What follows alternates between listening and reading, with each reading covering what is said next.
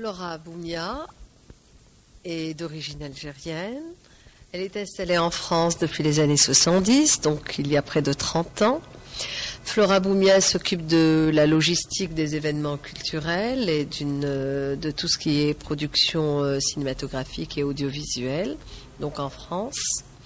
Et Amor Akkar est un Algérien aussi, vivant en France depuis son enfance, né à Khenchela dans les Aurès et auteur donc de ce film documentaire Timgad au cœur des Aurès qu'il a voulu produire et réaliser donc en Algérie. Amor Akkar est un réalisateur.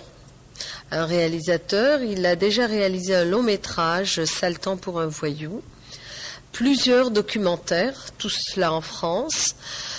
Il a dû revenir en Algérie, dans sa région Khenchela, au Douar de Frengel exactement, pour y enterrer son père. Ce retour triste pour lui a permis de renouer avec ses racines, son origine, et il a pu écrire ce documentaire pour pouvoir honorer la mémoire de son père et pour pouvoir aussi honorer les traditions de sa mère, de la région des Aurès. Amor Akkar est né à Khenchela, mais il a grandi en France, à Besançon. C'est malheureusement ce retour avec son père décédé qui lui a, d'une certaine façon, donné cette malheureuse occasion de visiter sa région, de la connaître, de s'intéresser très fortement aux traditions, au travail, surtout de la femme des Aurès alsacienne. Et il a voulu, lui, faire ce documentaire pour honorer, donc, comme je l'ai dit, cette région et ses traditions et permettre aussi aux téléspectateurs français et algériens de connaître cette région. À partir du moment où il fallait que je travaille sur ce documentaire comme productrice exécutive, puisque le producteur est Agathe Film, la 5e, l'UNESCO et le NTV. Il a fallu donc que j'aille en repérage avec le réalisateur pour pouvoir donner vie à ce projet et réaliser le tournage. Ce documentaire traite d'abord de Timgad, puisque son titre est bien Timgad au cœur des Aurès.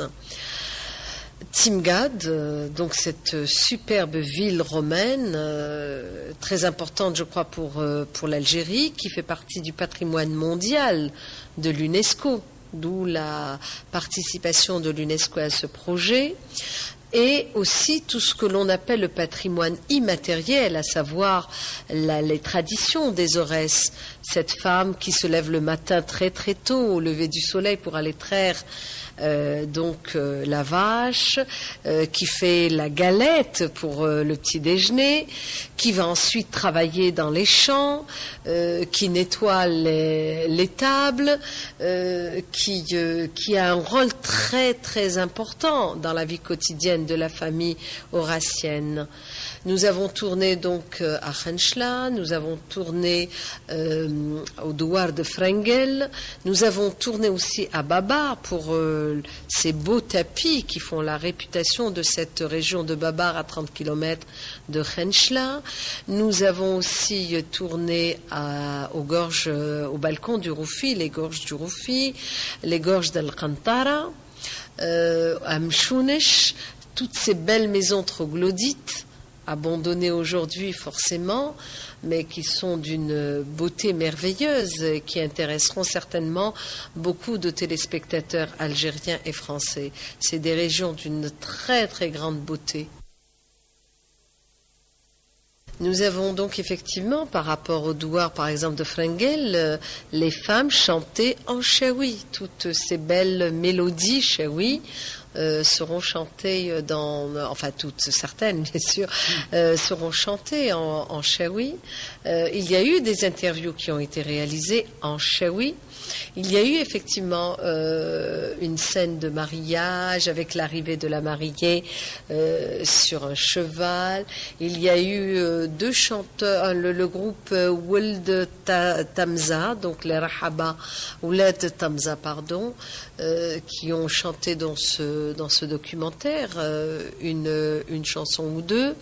Il y a eu aussi la cérémonie donc du couscous. Nous sommes allés aussi au marché des bestiaux où le mouton a été acheté pour ce mariage. Timgad, nous avons eu vraiment de la part de Monsieur Gerbabi, responsable donc du département archéologique de toute la wilaya, beaucoup d'aide et des commentaires merveilleux. Nous avons appris plein de belles choses sur les pierres, sur l'histoire de Timgad. C'est tellement immense Timgad que nous ne pouvions pas tout filmer. Nous avons donc axé sur les termes du Nord qui sont très très beaux. Nous avons aussi filmé la nécropole pour parler de ces tombes. Nous avons filmé le forum où la vie romaine avait son importance. Qu'est-ce que nous avons? Bien sûr, le musée de Timgad avec ses superbes mosaïques romaines. Voilà en gros le Capitole aussi. Nous avons surtout filmé Timgad la nuit. Pour Imad Rassen, bien entendu, il est impossible de faire la région des Aurès sans parler de ce superbe tombeau berbère, Imad Rassen, délabré malheureusement, oui, mais c'est vrai qu'il y a ces graffitis qui nous ont tous fait hurler de rage. Alors ce tombeau nous a vraiment... toute l'équipe était en extase devant ce beau tombeau qui rappelait les Berbères, et surtout parce que ce tombeau se trouvait sur la commune de Boumia. Boumia, le nom de famille que je porte, et ça m'a beaucoup interpellée. Je me demandais si moi qui suis d'Alger, je n'étais pas originaire des Aurès et de cette région. J'espère avoir la chance de découvrir dans le futur mon arbre généalogique pour connaître la route de mes ancêtres. Ce qui nous a attristés, c'était un peu tous ces graffitis et puis l'état dans lequel ce tombeau se trouvait. Il y a aussi, la difficulté peut-être pour le service archéologique de la région d'avoir les moyens de pouvoir préserver cela. Nous avons à Khenchla un parc aussi dans la ville de Khenchla où il y a de superbes pièces qui font partie du jardin. J'espère que tout le monde a conscience de l'importance de ces antiquités et qu'il faut toujours les préserver. Nous avons voulu une coproduction avec le NTV. C'était pour permettre aussi aux autochtones, aux Algériens, de prendre conscience de la beauté et de la richesse de cette région des Aurès et de ce patrimoine archéologique. Je vous avouerai que ça a été très très dur de travailler dans les Aurès. C'est la première fois que nous travaillons en Algérie. Donc c'est une première expérience, belle mais difficile. Il n'y avait pas de commodité en hôtel, il y avait des problèmes terribles d'eau, mais vous allez me dire que les Algériens en souffrent quotidiennement. Mais nous qui arrivions de France, ça a été quand même assez difficile pour nous, au point de vue des transports, des horaires à respecter. projecteurs. Enfin, il y avait quelques difficultés. Nous aimerions faire d'autres productions, toujours avec le NTV. N'oublions pas qu'Air Algérie aussi a été partenaire de ce projet, nous a aussi beaucoup aidé en sponsorisant. L'hôtel Chelia a été aussi un sponsor. C'est merveilleux pour nous de trouver qu'en Algérie, des institutions ou des structures hôtelières comprennent l'importance d'un documentaire sur la région et apportent chacun, selon ses moyens, son soutien. Moi, j'ai trouvé ça merveilleux. Ça nous a permis aussi de dire aux Aurassiens que nous ne venions pas ici pour piller un héritage, mais que nous voulions le faire connaître.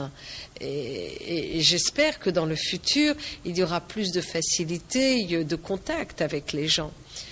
Ça nous a aussi permis à nous de nous remettre aussi en question, nous qui étions un peu habitués à des facilités, de comprendre aussi la dureté de la vie dans les Aurès. Moi qui suis un peu toujours dans la logistique des événements, j'ai eu effectivement à travailler un peu sur la promotion de certains artistes d'origine algérienne. Et j'ai été très attirée par une chanteuse chaoui, Nadia Techaouit. J'espère toujours qu'elle fera des choses très très importantes parce qu'elle a une voix superbe, qui respecte la tradition donc des Aurès. Ça a été un peu déjà ma première approche avec les Aurès, et je pense que sa voix sera aussi dans ce documentaire en plus de ceux qui y ont déjà participé. On a travaillé sur un ouvrage sur le Sha'bi. Nous avons des projets de documentaires sur des artistes algériens vivant en France qui ont aujourd'hui 75 ans par exemple, et pour préserver un peu la mémoire de cette culture algérienne qui, pour nous qui vivons en France depuis de très longues années, 30 ans c'est quand même une vie, et c'est la majorité de ma vie que j'ai passée en France. C'est quand même très important que je puisse rester aussi très proche de ma culture d'origine. C'est pour moi un équilibre, et je le fais donc avec beaucoup de passion et d'amour. Il y a d'autres projets de films pour l'année, par exemple, de l'Algérie, qui aura lieu en 2003 en France. Nous avons aujourd'hui pris un contact pour de longs métrages, donc des science-fiction, pour des documentaires, toujours sur la musique et sur la peinture aussi. J'espère qu'ils prendront, forme, et qu'ils se concrétiseront avec le label du commissariat pour l'année de l'Algérie.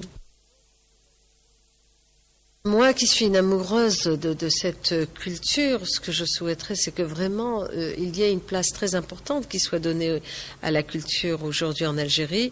Je peux me permettre, et tant pis si on m'en voudra, je dis qu'il y a vraiment des choses qui doivent être faites d'urgence pour préserver notre patrimoine, pour le valoriser, pour valoriser nos artistes, pour leur donner des possibilités d'exister. Je veux dire qu'il n'y a pas de raison qu'un artiste étranger soit meilleur que notre artiste. Je pense qu'on a besoin, j'ai rencontré plein de jeunes ici à Alger, où je suis, j'ai rencontré par exemple un petit groupe de jeunes danseurs de hip-hop, Crazy Boys, mais ils sont sympathiques, ils sont adorables, et ils ne demandent qu'à être aidés pour pouvoir réussir à exister en tant que danseurs. Et je pense que des jeunes peuvent faire effectivement des choses très très belles, à condition de les aider un peu.